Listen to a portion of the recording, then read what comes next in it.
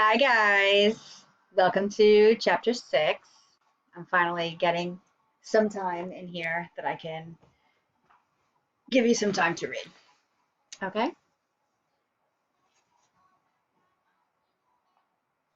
All right. Scorpions, chapter 6. I bet I can get down to the second floor before you do. Oswaldo Vasquez had been standing at the top of the stairs, and Jamal was already halfway down. He knew what Ozzy was going to do. He would jump down the first flight and then jump down the second while Jamal was running. Bet, Jamal said. Ozzy and Jamal jumped at the same time, and Jamal lost his balance a little, but got to the second flight at the same time as Ozzy did. And they both jumped at the same time again and landed together at Mr. Davidson's feet. There was a picture of George Washington over Mrs. O'Connell's desk, and a picture of Martin Luther King over Mrs. Rose's desk in the front office. Jamal and Ozzy had been sitting in the principal's office all morning with their hands folded in their laps. Jamal looked at the pictures and wondered why the one of George Washington wasn't finished. At 11 o'clock, Mr. Davidson called Jamal and Ozzy into his office. Oswaldo, you have a fairly decent record. Mr. Davidson held a folder with his hand. Why are you associating with someone like Hicks? Ozzy shrugged and looked down at his shoes. I'm giving you 2 warnings, Oswaldo, Mr. Davidson said. The first one is that if I get any more complaints about you this term, especially about you fooling around in the hallway, you're going to find yourself in a lot of trouble. Do you understand that? Yes, sir, Oswaldo spoke quietly. The second warning is that if you continue to find people like Jamal Hicks for your friends, you're going to be in trouble if you like it or not. Do you understand that? Yes, sir. You can go. Oswaldo stood quickly and left without looking at Jamal. I'm not going to give you a warning because I don't think it's going to do you any good, Mr. Davidson said to Jamal.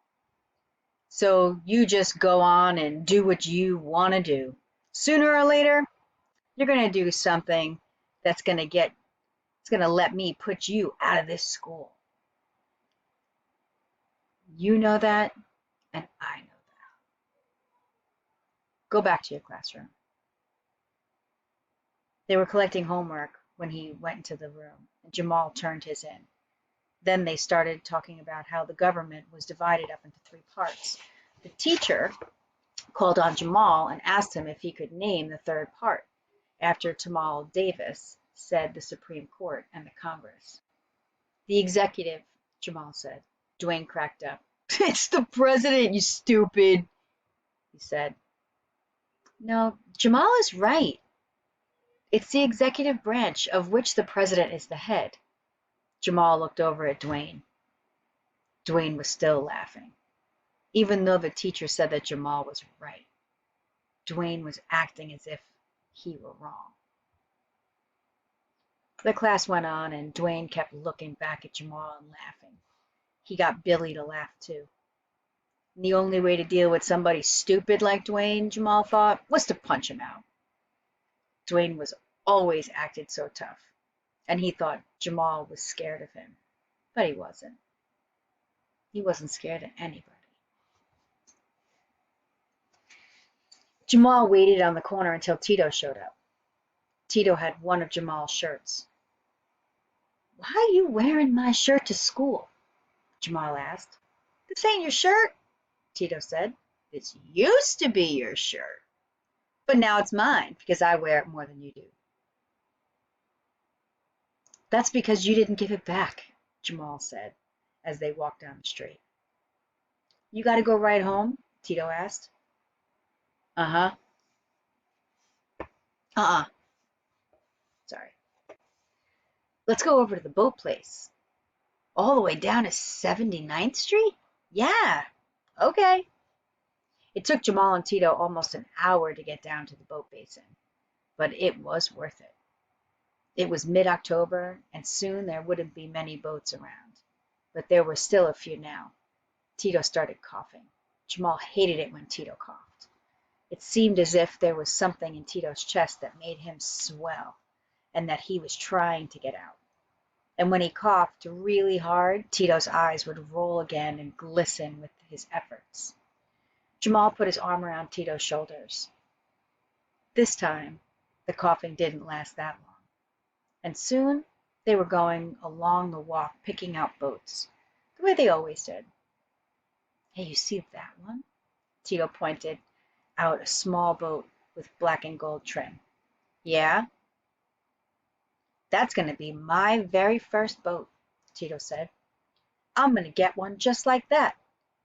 And then later, when I get really rich, I'm going to go and get a big one like that one over there. What are you going to do with the little one?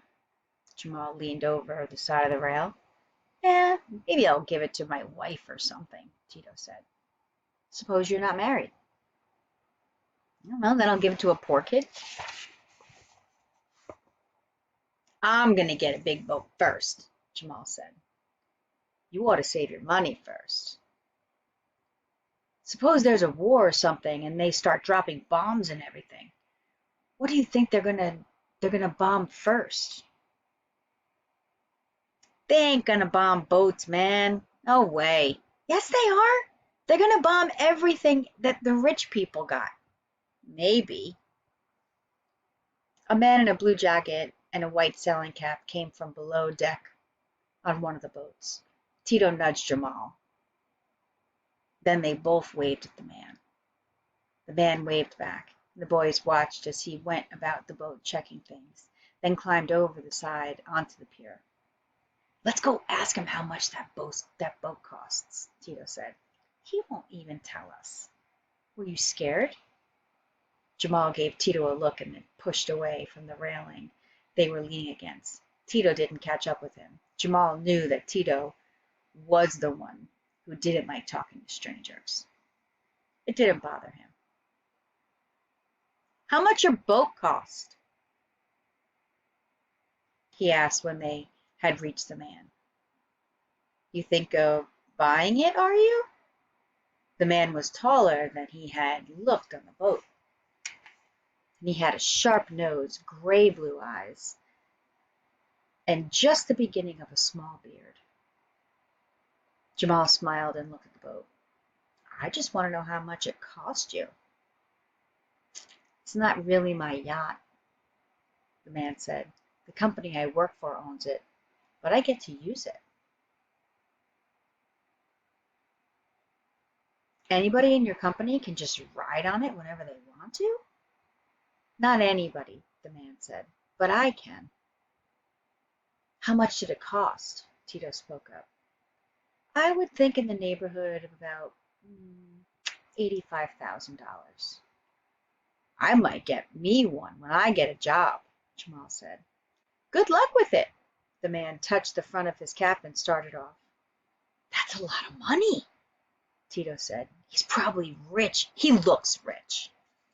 He ain't that rich, Jamal said, because he's working for the company. If he was real rich, he would have had his own boat. His own yacht. Yeah. You know that's got a C in it? What? Yacht. The word, it's got a C in it, Jamal said. I saw it on the reader. I think we ought to go on home now, Tito said. You got asthma? Little.